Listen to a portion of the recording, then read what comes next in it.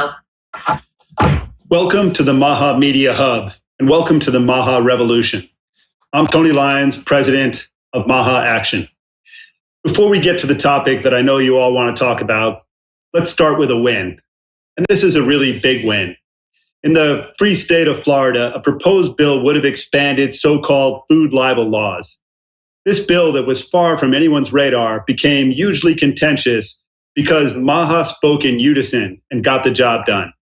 And as a result of that, the bill was amended to remove the gag order, and it passed.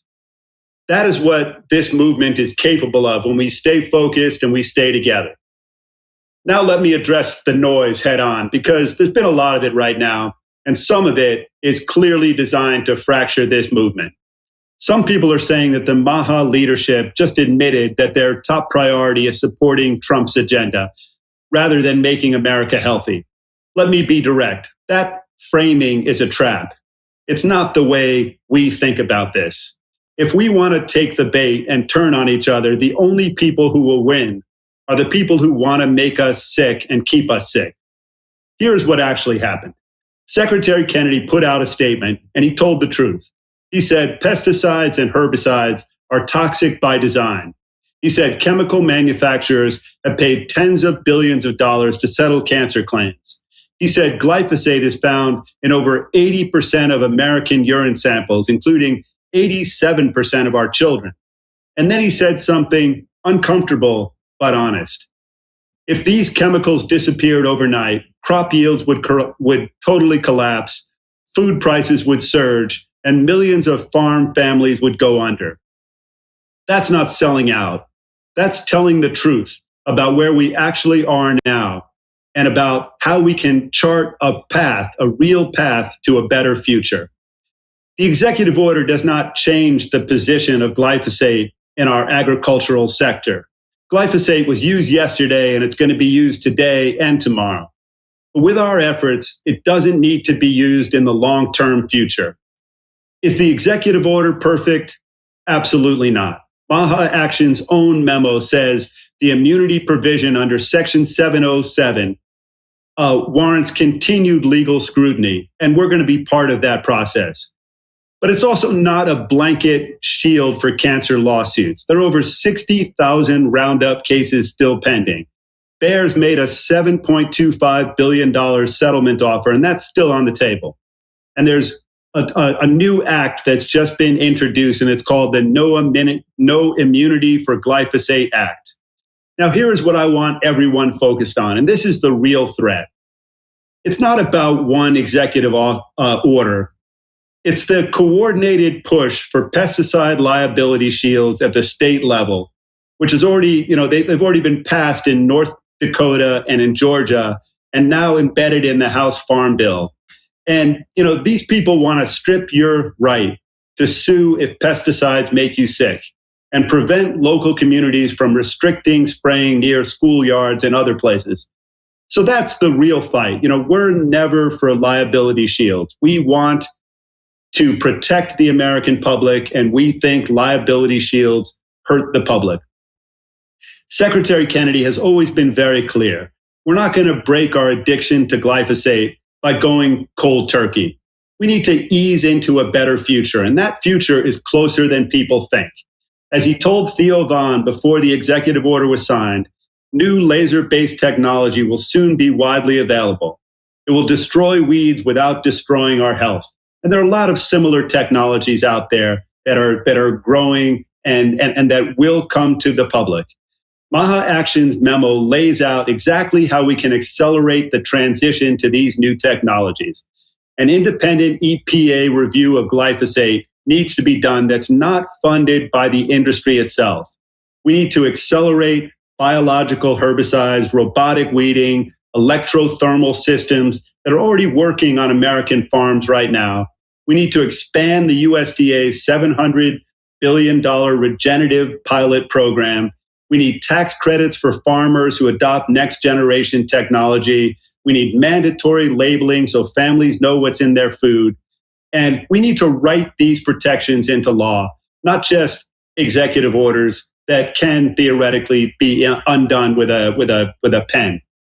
So the common sense vision we should all rally behind is a 1-year plan to eat more real food, use fewer pesticides, take fewer drugs, take fewer unnecessary vaccines, boost the immune system, and build a stronger, healthier country with drastically lower chronic disease rates. That isn't partisan. That's not parenting or some kind of nanny state. That is common sense. And that is what MAHA has always been about. It's about practical, scientific, science-based ways to solve problems and to turn our ideas into reality and everyday best practices. MAHA at its core is an optimistic movement aimed at making it easier and more affordable to be healthy. So to the critics, we're not here to be anyone's voting bloc, but we do believe that this president and Secretary Kennedy have been a gift to the MAHA movement. And in the end, we're here because our kids are sick, our soil is dying, and 280 million pounds of a probable carcinogen are being sprayed on American farmland every single year. If you want to help fix that, regardless of party or position, welcome aboard. If you want to use this moment to divide us, we're not interested. So on today's MAHA Media Hub, we're going to hear from Florida Surgeon General Dr. Joe Ladapo, Senior HHS Advisor, Cali Means, Dr. Robert Malone, Dr. Sina McCullough, Dr. Pierre Kory, Sayer G, Dr. Daniel Pompa, Shira Bowler, and Jeff Hayes, the director of the new MAHA film. First up, we have Dr. Joe Ladapo, who's a brave dissenting voice during COVID, but now too. And, he's really leading the fight for a healthy Florida as Surgeon General. And he's arguably making Florida, the healthiest, the most MAHA state in the nation. Thanks so much, Joe, and great to see you on. Oh, great to see you, Tony. Thanks for inviting me. Remind me. Okay, I see the counter, so 5 minutes. All right, great. Well, it's great to be chatting with everyone. Always appreciative of all the work that everyone's doing and working so hard with. I wanted to talk briefly about the Healthy Florida First initiative that Governor DeSantis, First Lady Casey DeSantis, and I and my team have been working on. And, obviously it overlaps with this issue of glyphosate. The general overarching issue is really trying to do what we can to put more light and more attention and more awareness on things that are in food that are not good for us and that people don't know about, generally don't know about, and generally don't have a way of obtaining information about. So what we've done so far, we've done baby formula testing a bunch of brands that some of which we provide to Floridians here in the state, pregnant women who delivered and it may have low income. So we provide baby formula, and we've done testing there. We looked at mercury, we looked at lead, we looked at cadmium and a few other things. And most of the findings were okay, but some of the findings were very concerning, particularly related to mercury. And we talked about that. Something that seemed to get a lot of attention is candy testing. So we did candy testing and released those results a few weeks ago. And, my socks are still knocked off. Many of the old-fashioned, the candies that, many of us grew up like really chomping down at Halloween are very high in arsenic. And it continues to blow my mind. I don't know where the arsenic is coming from. I have no idea why the levels are so high in so many popular candies like, Twizzlers and Sweet Tarts and Tootsie Rolls and Nerds candies. But the levels are very high, and it's a very potent carcinogenic. So it's really a concerning finding. Fortunately, the good news is that a lot of the good brands, sort of these healthier brands that are marketed as healthier, like Unreal and there are others, they tended to test pretty well. So there's good news there. Most recently, we did a press conference. This was in early February before the executive order that Tony mentioned on bread testing. We tested a bunch of different brands, and we focused on glyphosate because, my assessment of the research that I've seen is that it's very problematic. You've got a compound here that, that people were exposed to chronically, and there's good data that shows that it alters the gut microbiome in ways that are harmful. There's good data that indicates that it may be weakening the blood-brain barrier, which is obviously a very big deal. There's good data for liver inflammation from fatty liver, which is a new epidemic. I mean, literally, it was something that was very uncommon, except in perhaps people with alcoholism, 30, 40 years ago. But it's extremely common now. It's a very common incidental finding on imaging studies. And I think it's a major problem. Like I said, we did that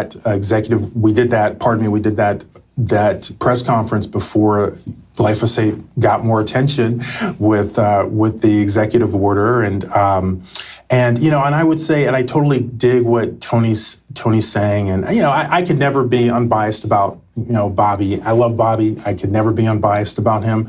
I think that everyone has to find their comfort zone. For me, I'm comfortable with being hard on issues, but not letting that overlap with how I feel about people, if you will. So I think the glyphosate position is a problem. I do think it's a problem.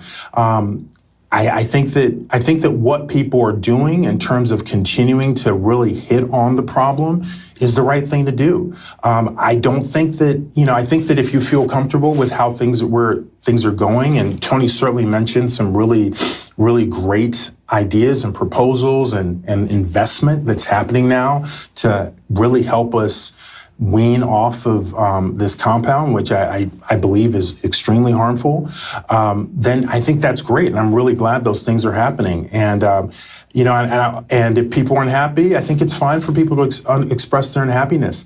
I hold myself to the same standard. I do the best I can. I don't make people happy all the time. And if people are unhappy, I think it's fine to say that and to have a conversation and to work on the problem and to be really, really hard on the problem, because it's an important problem. And I know that Bobby cares deeply about the problem. I think we all know that. And I know that he's, his mind and his energy is continuously working on how we can address the problem. I have full confidence and faith in that, and full confidence and faith in him. So again, great to chat with you, and thanks everyone for all the hard work you're doing. Thanks, Joe. Always great to have you on, and it's so clear that we need to attack the problems that have led to chronic disease, and that that we have to use every option we have. Like you said, do the testing, teach the public so that we can have a ground up, so that people really know what they're putting in their bodies and they can make better choices. And then we need to really look for alternatives that are practical and common sense, and that are going to lead to lowering the toxic load on every kid in the country. And I think we can do that we can make progress towards that. And our focus is going to be really on solving problems and on partnering with people, listening to people, looking for better options, and really trying to find ways to off-ramp toxic chemicals so that we can all be healthier. Agree. Thanks for coming on. Tony. Thanks, man. Next up, we have Sayer G. Sayer is a proud member of the Disinformation Dozen, right alongside Secretary Kennedy and 10 others. And that's really a badge of honor these days, because the people who were labeled part of the Disinformation Dozen really suffered. Their businesses suffered. They suffered personally. So that was an incredible period of censorship and propaganda. And what I'm really grateful for is that we have a time now where that's not happening, where people can come out and they can give their point of view and they can argue. And that's the strength of the MAHA movement. And that's the strength of this period, that we can disagree, we can be really vocal, but then we can come together and work together as a team. So Sayer is the chairman of the Global Wellness Forum and the founder of greenmedinfo.com. He's one of the toughest and most steadfast MAHA warriors who's ever been part of this movement. And I'm just really proud and happy to work with him. Welcome, Sayer.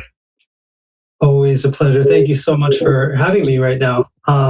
as well as being able to follow Dr. Ladapo is quite an honor, because here in Florida, where I live and have lived for 20 years, we have seen such an encouraging set of successes from citizens taking action, real civil engagement driven by passion that comes from parents just caring about their children, caring about the quality of the air, the food, the water. And that's really the basis for MAHA, which is a movement that has reached the heights of executive branch expression. And of course, there are times when, as of right now with the latest CEO, a lot of people are upset. But what I want to remind people of course, is just how much power the people do have.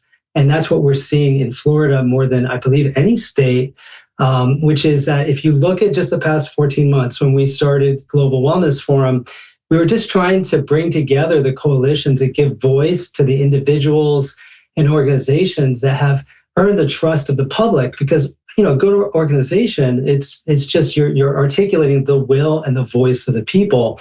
And what we saw was, when it came to geoengineering legislation, Florida being the first state to actually criminalize unauthorized atmospheric modification with health impacts, is that we saw over 100,000 people email within a period of just 2 weeks, completely grassroots, and it overwhelmed the lawmakers such that they took it really seriously. We had to go through 5 committees, and it was difficult, but we were able to pass that legislation only because of the grassroots. Another great example, once again, so proud of our Surgeon General here, is that we no longer add fluoride to the water, the most toxic of all form.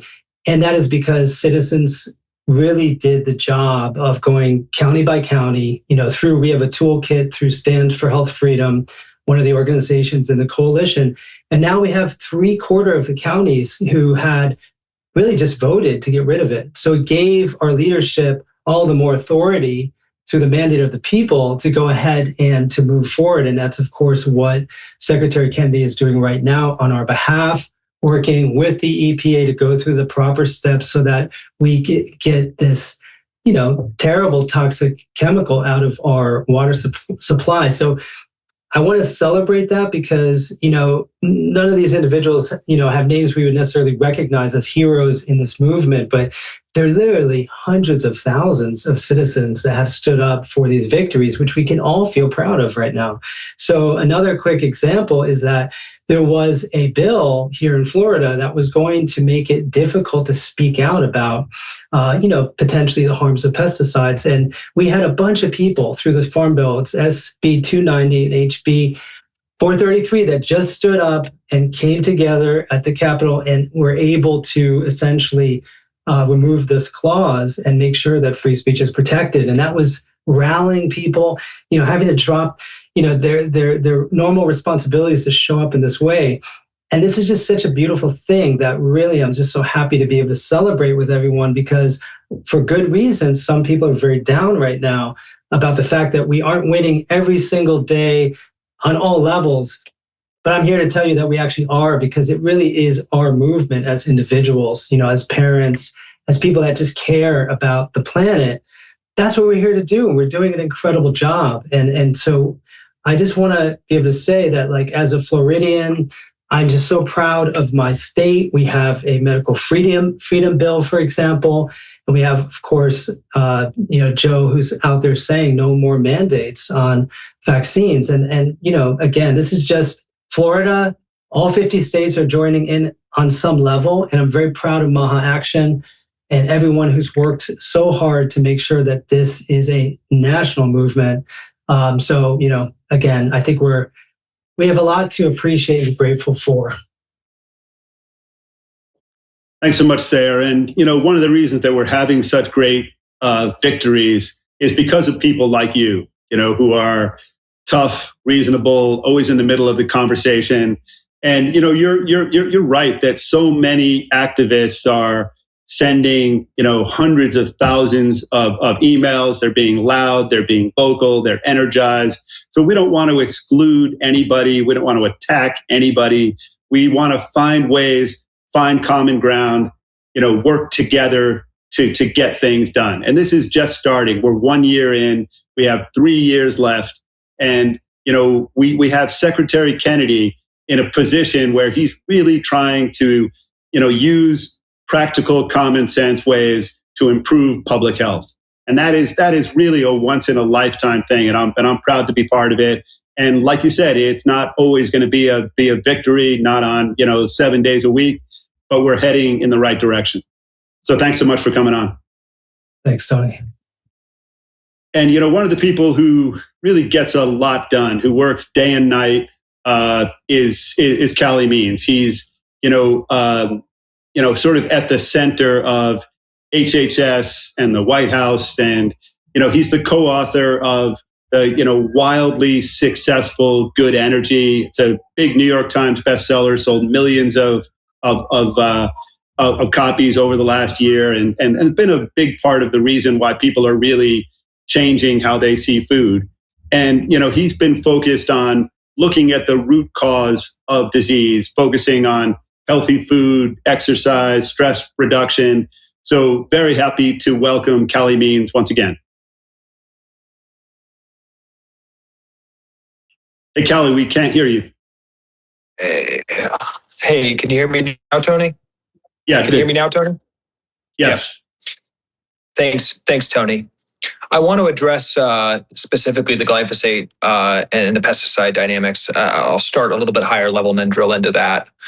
At the highest level, I got into this fight because of children's health, because of the violence that's happening against children on so many different fronts, the fact that we have the sickest kids in the world. And this is a life or death issue, this is an existential issue, this is an emotional issue. And I know many on the call or everyone on the call feels that way. We're fighting for civilization in a lot of ways here. This is existential. And I do think, when you look at this first year, there's some extraordinary things that have happened. And I think that's because of this grassroots uprising. I think on the federal political level, it's because this amazing combination of President Trump and Bobby Kennedy have unleashed a seat at the table for children at the federal decision-making level. I see it every day. And I think the degree of tangible policies we've advanced and the conversation in America that's been advanced is something most of us couldn't have imagined a couple of years ago. That being said, and I'll just share the vibes I'm seeing from the administration as I'm interpreting them. There's not gaslighting coming from the administration on the pesticide decision. There's no message for folks to get in line or be supportive when they don't feel supportive. I think there'll be more to talk about. Secretary Kennedy. Sorry, can you guys hear me? Secretary Kennedy will have more to say on it. And I think this needs to be discussed more, and it's totally fair and I think expected for there to be a lot of emotions about this. I mean, a lot of people in the administration share genuine and urgent anxiety about our food. I'll step back for a second and just say, personally speaking, this issue has been one of the most vexing, depressing in a lot of ways topics we've come across here. I think Secretary Kennedy's come across, I've personally come across. We do have, and let's just say the truth, we do have a very suboptimal situation right now where farmers are not skipping for joy right now. They're not greedy. There's not a cabal of farmers, trying to enrich themselves by making Americans sick. Farmers are really, really suffering right now. And I've met with 150 different groups and farmers, and they're really, really, really suffering.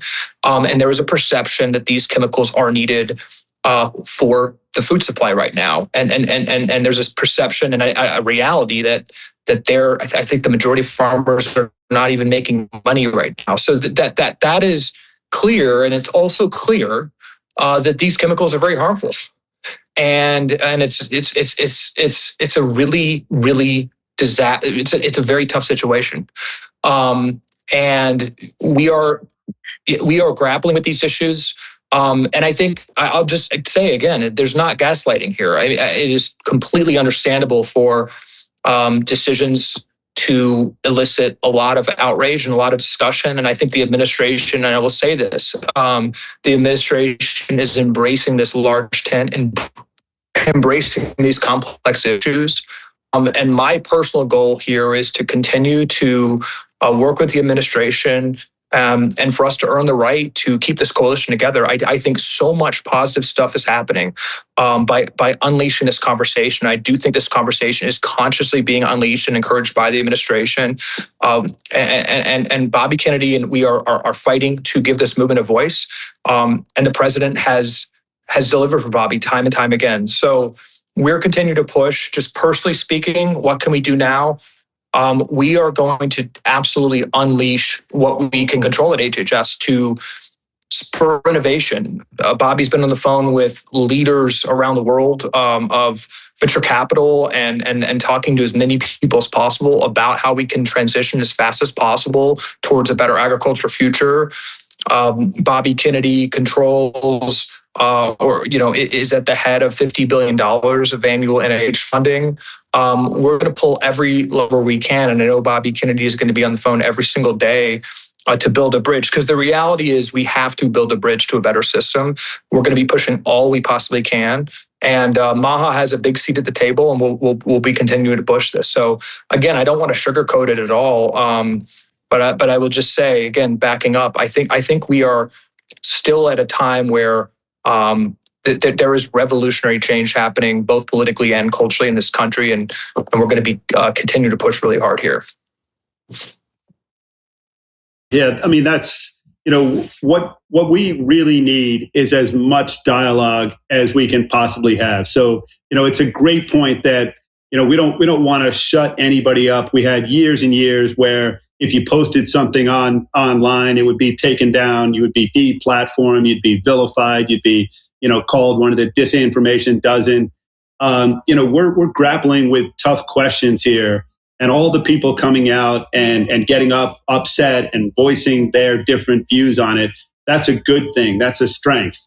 And, the fact that you're there and that Bobby Kennedy's there, really trying to figure out an off-ramp for these dangerous chemicals, trying to figure out a way to transform and to transition to a better way of farming that's going to help farmers, that's going to not, bankrupt them, but also not poison the public. That's what we need. That's what you guys are doing. And that's a good thing. So thanks so much. Next up, we have Dr. Sina McCullough, and she's the creator of the online program Go Wild, how we can get rid of the chronic disease and autoimmune problems in this country, which is it's a step-by-step guide to reversing chronic disease. She's an expert in nutrition, disease reversal, functional medicine, and so many other things. She's an author of a terrific book that we're publishing, and very happy to have you on. Thanks so much, Dr. Sina. Awesome. Thank you so much, Tony. I see the glyphosate executive order as really a wake-up call. It's clear evidence that expectations of what government can achieve have been misplaced to a certain extent. This executive order reveals two hard truths to all Americans. The first is that our food supply has become dependent on the very chemicals and GMOs that are making us sick. And the second is that our food system has become so complex that even the best intentions in Washington are getting tangled in its tentacles. The government is actually functionally limited. So yes, I think it's great to continue the fight for government reform, but don't put all your eggs in that one basket. We know there's regulatory capture, there's a revolving door, backdoor deals, corruption, loopholes, and people are wanting Kennedy to stop all of that, which is a good thing, but those things are going to exist. That is part of government. And my book outlines that entire argument in detail. But even if Kennedy can't get anything else done in government, his most important contribution is that he has brought a heightened level of awareness to the issues with our food supply, just like Dr. Ladapo in Florida is doing. So I see this as a moment, an opportunity to realize that we, the people, are actually the solution. And where we can shine is understanding the role that we are meant to play in this system. There's a former FDA commissioner who once admitted that what the FDA is doing and what the public thinks it's doing are as different as night and day. Because you see, the FDA was actually never designed to be a nursery to protect us. It was designed to facilitate a marketplace where you are the final judge. So just before the FDA officially existed, Dr. Harvey Wiley created a poison squad. So he fed these young, healthy men increasing dosages of preservatives like formaldehyde and borax. And he was trying to prove that these preservatives were toxic. And those experiments led to Wiley establishing the founding principles of our national food laws, which are that companies are responsible for the safety of foods and chemicals they make, and the citizens are the watchdog. So our job in the system is to keep the government and industry in check by having the final say through our purchasing power. Before the FDA existed, that's actually what Americans did. Your safety net was your relationship with your farmer and your local shopkeeper. Your net was your active vigilance. But when the FDA was born, that government kind of seal of approval caused an unintended shift in the American psyche. And as safety laws were passed, it actually lulled Americans into this false sense of security. And they just began to blindly trust the food supply. We stopped being the watchdogs we were meant to be because we believed we were being watched over. So in essence, we traded local eyes for a bureaucratic safety net that was full of holes. But because the net existed, we stopped looking for those holes. That led to this veil of unearned trust that has been passed down from generation to generation like a family heirloom. It's keeping us sick, disempowered, and waiting for a rescue that was actually never part of the original deal. And, I'm not giving government a free pass or industry a free pass. They're both part of the problem. But in their own documents, the FDA actually admits that the people are the solution. They openly have stated that if we don't demand safer food through our purchases, the market has no incentive to provide it. So you could say, well, that FDA stance is just a convenient excuse, right, for an agency to do nothing. But it's also a confession. They've told us the rules. We're supposed to selectively give our consent with every single food purchase. We're not passive consumers. We're the ones who help patch those holes in the safety net through our choices.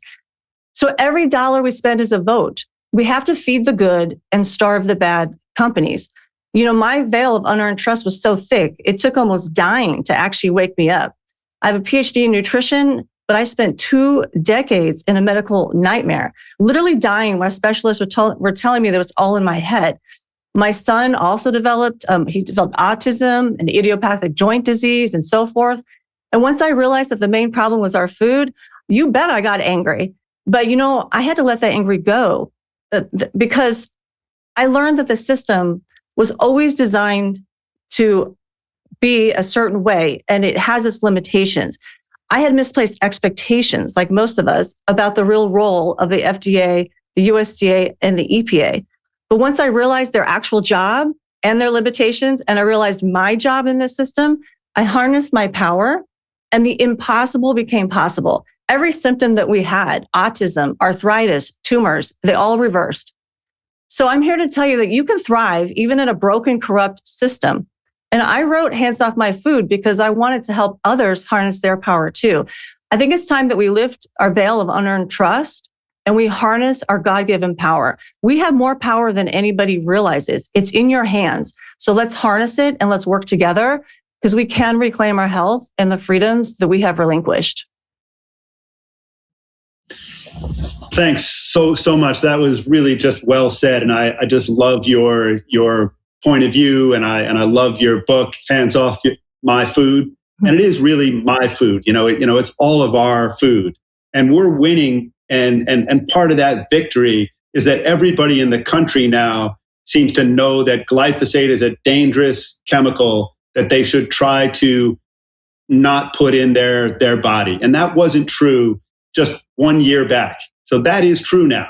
We all know the truth now, and we can start to act on it. We can make better choices. So that is real progress. And, we can like you said, we have to rescue ourselves. We have to demand safer food. We can control our future by making active choices and by voting with our wallets. So thanks so much for coming on. Great to have you here.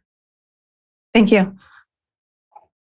Next up, we have Dr. Daniel Pompa, and he is the author of the Cellular Healing Diet. He's a leading cellular health expert and teaching practitioners worldwide. Very, very wise man who has studied all of these things, including how to detox in great detail. Always great to have you on. Welcome, Daniel Pompa. Yeah, thank you for having me. Sticking with this glyphosate theme, I can't help to move away from it. I wanted to finish some of my messaging from last week discussing the cell membrane and why so many people don't feel well, chasing hormones, chasing their energy, brain fog, and that's a disrupted cell membrane. I mentioned the damaging bad fats like seed oils and what they're doing to the membrane and certain toxins. But I want to continue that, but this glyphosate topic, I can't tell you how many texts and emails I got over this executive order, and a very discouraged group of people about this. And I assured them that there isn't this gaslighting going on that you think. Our health secretary is not sold out. Bobby Kennedy still has our hearts, in everything that we're about, in the front of his mind. And I explained it as just that. If we pulled this chemical out of the system today, because that seemed to be what they wanted, why can't we just outlaw this? We would obviously have an absolute new problem on our hands. Oftentimes, you just can't take a drug addict, the drug away from them because they literally get so sick so fast that they literally die. What's happened to our soils because of this chemical has left us in a very peculiar place of having to literally wean this chemical out. And I think one of the greatest victories that we've had is the fact that we're not going to protect these chemical companies any longer, and we're not going to put laws around them that they cannot be sued like we did with vaccines. So, we need to celebrate that. But the fact is that we need to vote with our dollars. And Dr. McCullough just pointed that out, took the words right out of my mouth, Doc, because, look, I can't tell you how many people that I have got emails from or texts from that, I know that aren't eating majority of their food organic, right? The only way to solve the soil problem, the farmer problem, is to vote first with our dollars. And look, I know for some families, it becomes very difficult, right? Because it is more expensive. My messaging there is always great. Stay away from the dirty dozen, eat from the clean 15, but as much as you can, we need to buy organic. And therefore, we will start to change where the money goes. And sure enough, politics always follow the people, the people's wishes, and ultimately the money at hand. I also want to say this because of all the texts and emails that I got. Did we think for 1 minute that there wouldn't be a battle, meaning that these companies would just fold and we would have this, just walk right into every piece of legislation, new law that we desired? Of course, we didn't think that. And I will say this, the battle's always spiritual. When you're dealing with these, big pharma and vaccines, and we're changing their schedule, ultimately having a massive impact on their finances, there's going to be a battle. Well, do we think it's going to be any different with these chemical companies, agriculture? Of course not. But what we have to be really careful about is turning on ourselves. That's what they're trying to do, right? They're always trying to turn us against each other, and this time even perhaps the administration. That's not going to go away. So I think that we have to, number one, trust those that we have put into this position, that we've elected. Trust those right here, on the MAHA board, and those involved, knowing that it's not as simple as just taking a chemical away, because obviously we would have new problems and create new problems. Look, what I want to say is that the battle is in fact spiritual, but we're not here without a war cry. I mentioned this one other time before. There is a biblical term, and if you look in your Bibles, it's translated in the English as be strong and courageous in times like this. And the reason I say that is because I feel like right now we are in such an incredible position to to change America, and I believe which will ultimately change the world. And the health of our children, absolutely right now, we are ready to step into a new promise. And because of that, the battle's spiritual. But the war cry in the Hebrew words is much more powerful than the English be strong and courageous, because in the Bible, every time someone was about to step into a promise, God had. And that's where I believe we are as a country right now. Be strong and courageous was spoken, but the Hebrew words are rak chazak amatz, which really means God has stepped into that promise before us. And when we speak the words rak chazak amatz, we're harnessing the power of God to just usher us into that promise he has. It unites the people around this promise. And right now, those hearing my voice, we need to unite. And that's my point, not be separated. We need to unite that we're stepping into a promise that God has for us. It's bigger than Trump. It's bigger than Bobby. It's bigger than all of us.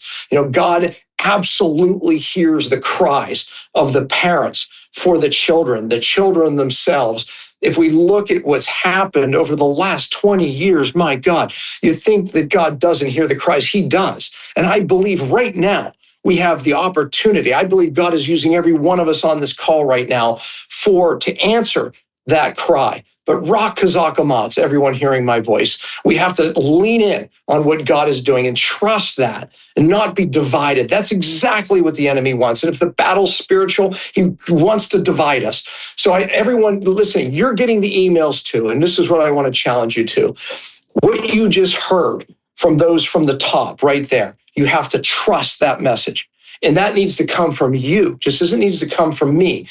And therefore, that will trickle out into 1,000, if not 1,000,000 other emails and texts that are going to assure people that this administration, right, our health secretary has our hearts and he has our greatest concern. And no doubt, it's not as simple as just pulling a chemical off the market. If it were only that easy. So Tony, and everybody involved, I want to thank you. It was a hard week, but we need to stay united. Rak chazak amatz, everyone listening. Thanks. That was really, really great. Thanks for saying all of that. And it's so clear that this battle is raging, and we have the platform, we have the tools, and we have to stick together. This is a spiritual battle. It takes courage. It takes calm, strategic thinking and planning. And, we can get there. And we are 1 year in, and we're going to make a lot of progress. So thanks so much. Really great. Yeah. Next up, we have Dr. Pierre Kory. And he is a critical care doctor who's bravely spoke out during COVID, and later wrote a best-selling book called The War on Ivermectin, just a spectacular book. He's got 2 new books out now. One is The War on Chlorine Dioxide, and the other is From Volcanoes to Vitality. And he's really focused on restoring the mineral content of drinking water, but has done so much really critical work and is a great hero of the MAHA movement. Thanks so much for coming on, Dr. Kory. Hey, Tony, thanks. It's good to be here. I feel like I'm coming out of like an intellectual quarantine. I have not really been able to speak about my most recent work, although you did mention the book that got produced. But I think you guys are all going to be really interested to hear what I have to say, because it's like almost serendipitous. The work that I've been doing is directly relevant to the topics today. And I didn't do that on purpose. I followed a trail that led me here. But let me just tell you my recent story in terms of research and writing. But About 6 months ago, as some of you know, I have a telehealth clinic. I take care of, try to treat the vaccine injured and long COVID, a very complex patient population. And, over these 4 years, I'm constantly on the search for new therapeutics, new things that I can help my patients. And about 6 months ago, I got introduced to a little known sort of accomplishment by a Japanese engineer from 50 years ago. And it's this unique mineral extract, which this man actually spent 20 years in trying to figure out how to pull out of primordial volcanic rock, and ended up achieving that. And it comes out in this liquid mineral solution.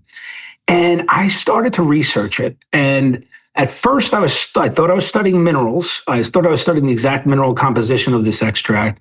And then as time went on, I learned that the amount of minerals in this extract was actually minuscule. Like, it could not explain some of the things I was seeing, because I started to see these really compelling patterns in my clinic of improvements.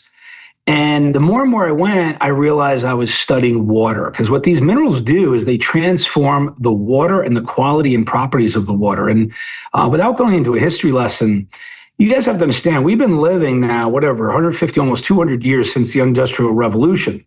And if you look at the history of water and how older cultures and in antiquity, they describe water, they call it living water, vital water. And those were waters that were heavily minerally conditioned as they passed through bedrock and came up to the surface. And in the last 200 years, our water has been totally corrupted. Not just the toxins that everyone talks about and the endocrine disruptors. I'm talking about the mineral content and its properties, because we've fractured aquifers, we've polluted aquifers, we're pumping water like you wouldn't believe, we're diverting streams, and man-made activity has really changed the quality of water. And we don't really have something that I think is vital water. And this mineral extract can actually, in my mind, restore water not only to its kind of original state, but its original properties. And what happened is my research into this mineral extract, it led me out of the clinic, it led me out of medicine, into biology, biochemistry, geology, and then, pertinent to today's topic, into agriculture.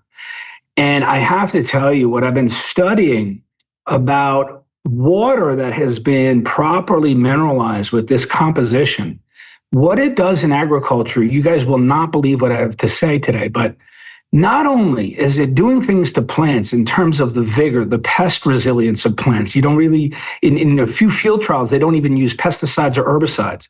But most importantly, literally 2 nights ago, I found a study that uses the same, of a company that uses the same mineral extract. And they did a study actually on cannabis plants, and they measured pesticide uptake in control plants that did not get this water, mineralized water, and then just got regular municipal water. Because that's the other thing that's happening in modern life, is that our water is so chemically processed going through plants, and it's becoming chemically managed. But when you use this kind of restored water, the pesticide uptake is reduced by up to 70 to 85%, and on average 50%. And not only that, but the resilience and the vigor of the plants, they grow faster, they're much more sturdy, they're much more resistant to pests, they have much more antioxidant, and they also uptake nutrients. That's the other thing, right? Because if you guys study anything about agriculture in the last 100 years, is that our plants, they've lost taste, they've lost nutrition, they don't assemble, the sugars, the fats, as well as they did. And a properly mineralized plant can be transformative. And the vegetables that I'm seeing, and especially this most recent discovery of the mitigation of uptake of pesticides, I got to tell you, I think I'm on the sort of the vanguard of what could be something that's transformative for all of us. And that's what I got to say. Yeah, thanks for coming on. And it's it's so clear that the lack of proper minerals in water has been really harming us. That the use of fluoride and of processing, that is just taking everything good out of water, just sort of killing water. And so putting those minerals back are clearly going to help our plants, help our general health, help our gut flora. So this is great progress that is possible, and that these are battles we can win. We can figure things out. We can do a better job. We can make ourselves healthier. So thanks for the work that you're doing, and all the fighting that you've done over the last 5 or 6 years. Thanks, Tony. Appreciate it. Thanks for coming. Next up, we have Shira Bowler, and she has written a fantastic book called "One Scan Saved My Life." And she really went through a very tough lung cancer diagnosis and crisis that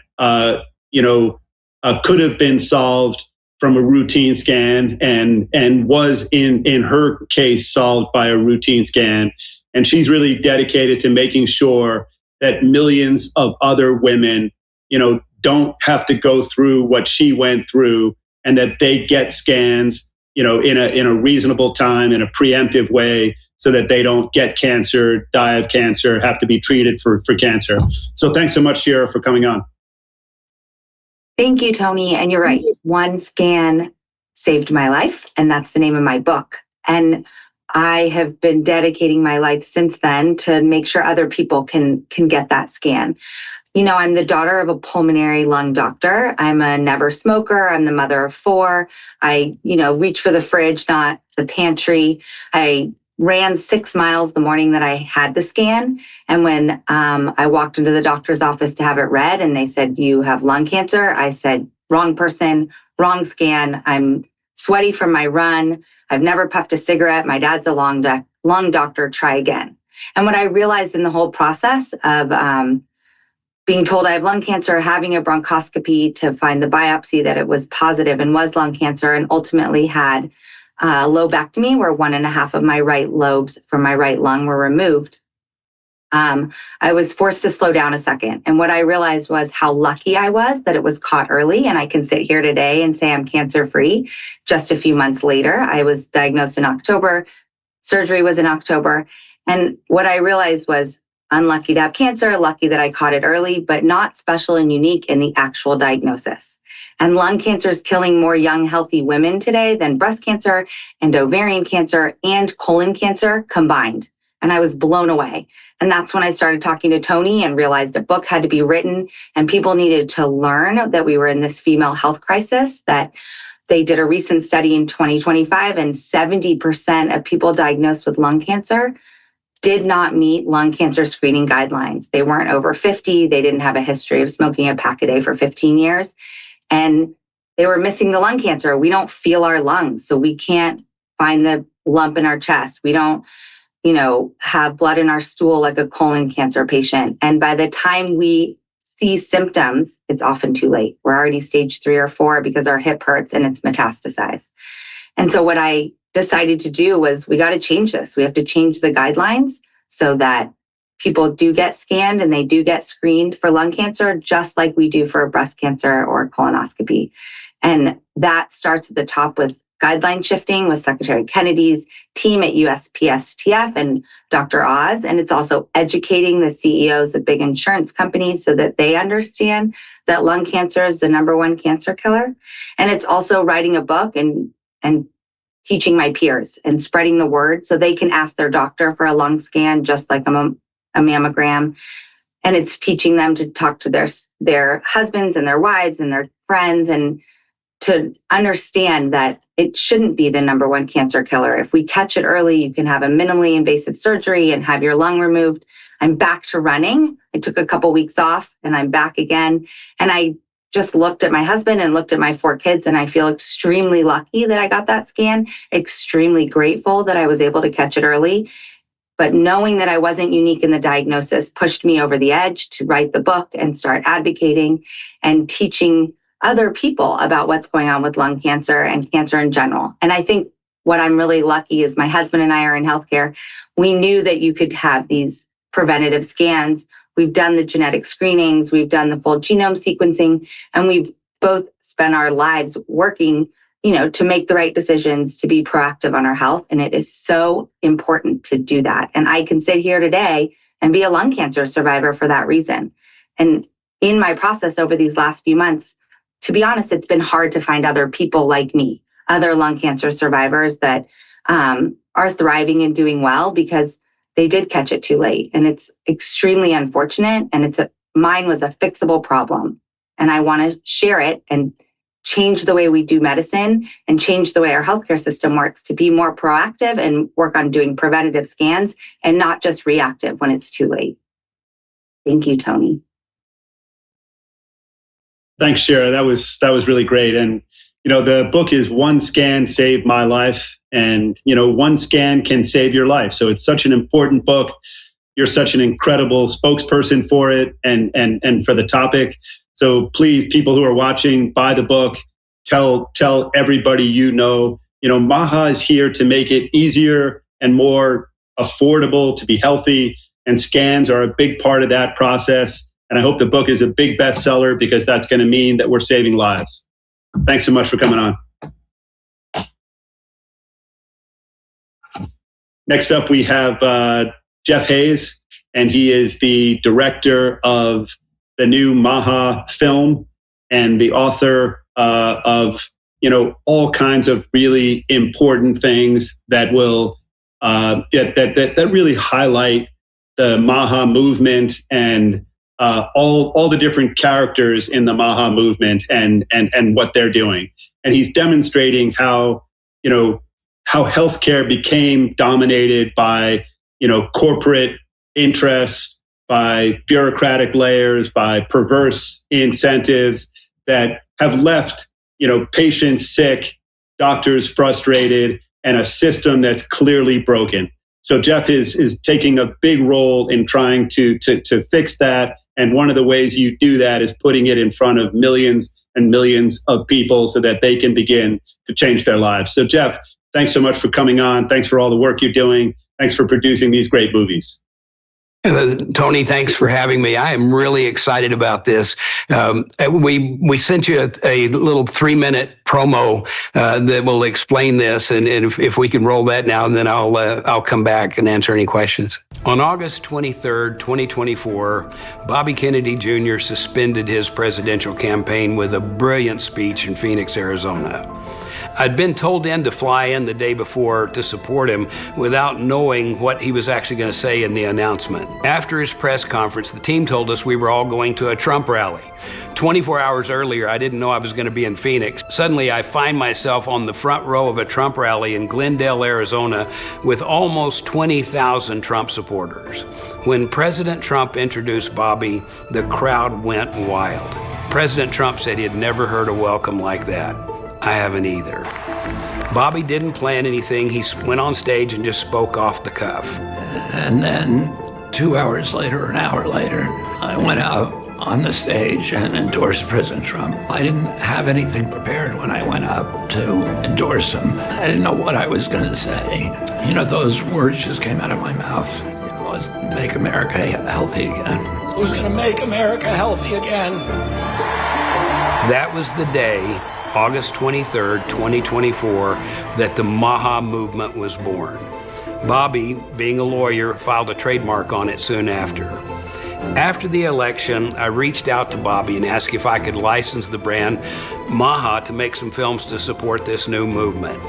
I knew I had a once-in-a-lifetime opportunity to get real access into the heart of our medical system. And for the last year, that's exactly what I've been doing. Loaded with our film crew, we've traveled all over America, spent millions of dollars searching for the truth. Over 180 interviews, not just for the question of why are we so sick, but the cures. From the corruption of the over-medicalization of our kids and kickbacks to the pharmacy benefit managers, to the amazing stories of stem cells, doctors solving root causes, peptides, solutions for Alzheimer's, Parkinson's, and diabetes, even the truth about weight loss. It's a sweeping story, and I think you're going to be blown away with what we've uncovered. This is a MAHA film. That means it was funded privately, no big corporate ad money, no big pharma sponsors, just private citizens partnering with MAHA Films to get this out into the world. What you're about to see is footage, most of which has never been seen before, from people at the highest levels of government, healthcare, and healing. These are the people fighting against the corruption, searching for the uncensored cures with the power to heal our nation. And for this limited premiere screening, you can see it and share it for free. Thank you for joining us on this incredible journey. Welcome to the MAHA movie, MAHA Uncensored, the truth about medicine.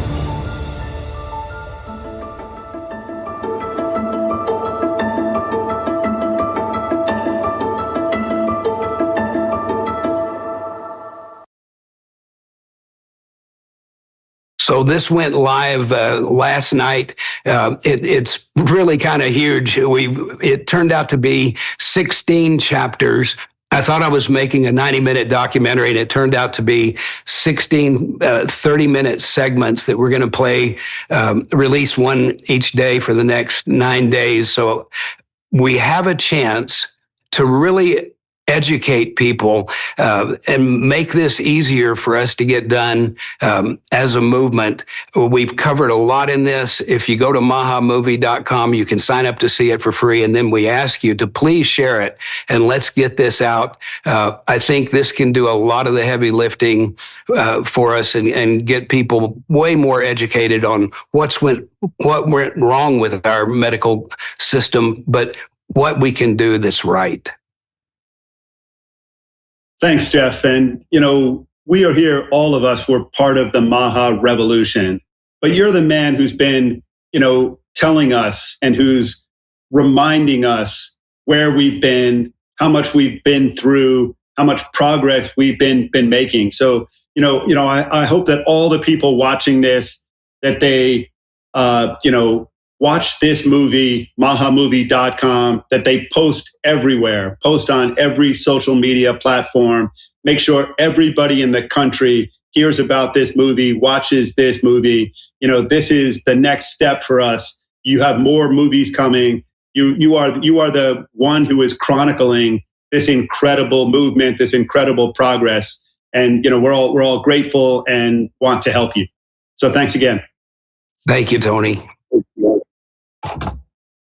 Next up, we have Dr. Robert Malone, and he's been one of the most important voices for the medical freedom and informed consent, movement. And he's been, exposing corruption in the medical establishment for many, many years now.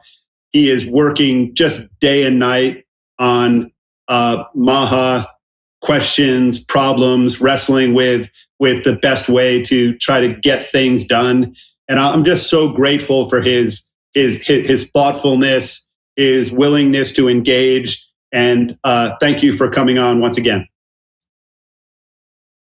Thanks a lot, Tony. I think it was last week that we had a little chat about the importance of the miracle of breast milk and the immunology that's developed around that. Today, I'd like to switch gears and talk a little bit more about policy, and particularly about a new survey. So a new national survey of 1,000 likely voters has revealed something quietly revolutionary about the American electorate. This national poll was performed by Rosetta Stone and was just completed 2 days ago. Beneath all the noise, the shouting, and the endless spin, the American people are actually far less divided on substance than the media would have us believe. I know you're shocked. What this data shows is simple but powerful. Americans want reform. 59% support the movement to make America healthy again. There's been a lot of chatter about that. 59% support MAHA. Over half support reducing the bloated CDC childhood vaccine schedule, another controversial position, but we're in the majority. And a majority want to end the COVID-era liability protection that shielded vaccine manufacturers from accountability. These are not fringe ideas. These are mainstream majority positions. But here's where it gets especially interesting. Support isn't confined to Republicans. Younger voters, African Americans, and Hispanics are all showing strong approval for reining in public health bureaucrats. In fact, young Americans, especially those under 40, approve of cutting the childhood vaccine schedule by nearly 65%. That's a generational sea change.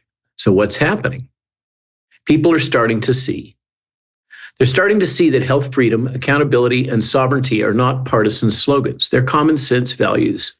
The same is true for America First.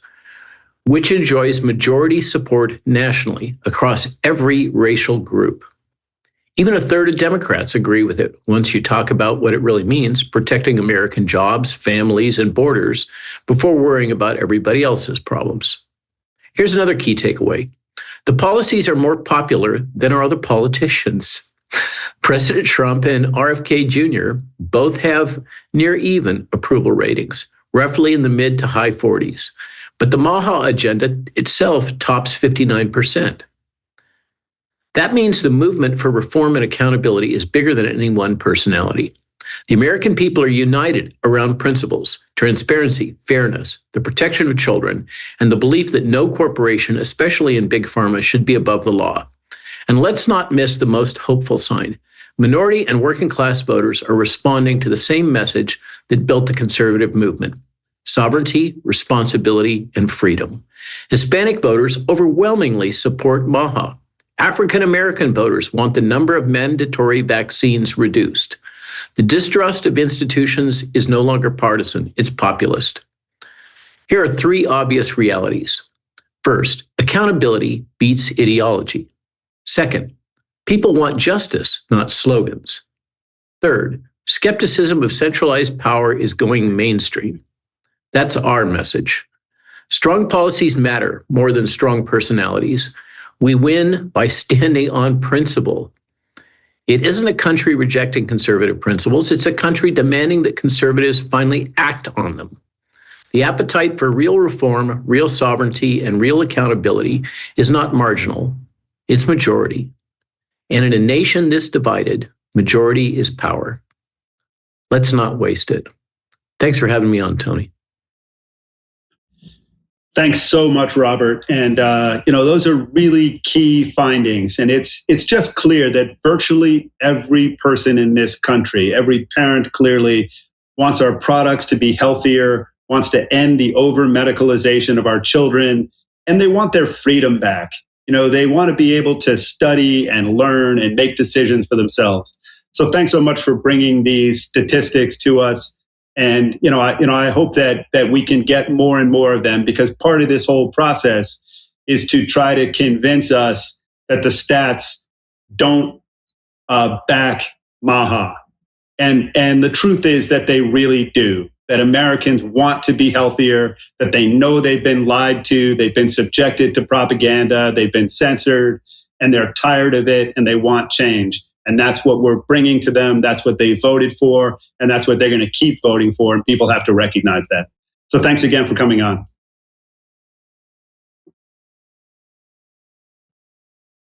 So in closing, I just want to say once again, thanks for joining us for yet another great MAHA Media Hub. And thanks for tuning in each week. And thanks to all of our speakers for their insights, for their dedication, and for their hard-fought contributions to the MAHA movement. Just to say once again, we're going to keep fighting day and night, and we have powerful tools at our fingertips. We have the MAHA report on Substack that's got something like 200,000 followers now.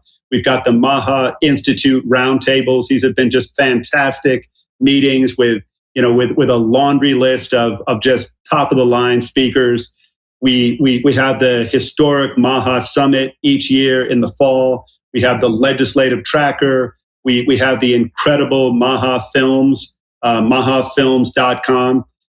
We have the MAHA books, MAHA parties, big events all around the country. And then we've got a mailing list that's growing and growing. It's more than 2 million MAHA warriors now. And then we've got all of the influencers who are tuning into this show that have hundreds and hundreds of millions of followers. So we're a powerful, growing organization, and we're going to harness every bit of that power and work with every cabinet member, every branch of government, every stakeholder, every company, anyone who wants to work with us. We want to be a powerful resource to the Trump administration, but also, we want to be a powerful resource to every person in this country, every parent, to fight to make this country healthier. And that's what we're all about. We want healthier children.